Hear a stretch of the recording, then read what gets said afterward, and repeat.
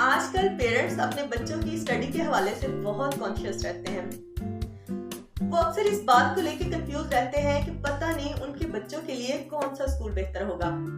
अपने बच्चे का स्कूल में एडमिशन करवाते वक्त एक बात को मद्देनजर जरूर रखें और वो है आपकी जेब। आपकी जेब जितनी फीस अफोर्ड कर सकती है, अपने बच्चे का एडमिशन उतनी फीस वाले स्कूल में ही करवाएं। बहुत सारे पेरेंट्स अपने बच्चों का एडमिशन महंगे स्कूल्स में करवा देते हैं। अगर वो महंगे स्कूल्स की फीसेस अफोर्ड कर सकते हैं फिर तो ठीक है, लेकिन अगर वो महंगे स्कूल्स की फीसेस अफोर्ड नहीं कर सकते तो फिर उन्हें महंगे स्कूल में एडमिशन करवा के अपने आप को मुश्किल में डालने की कोई जरूरत नहीं है।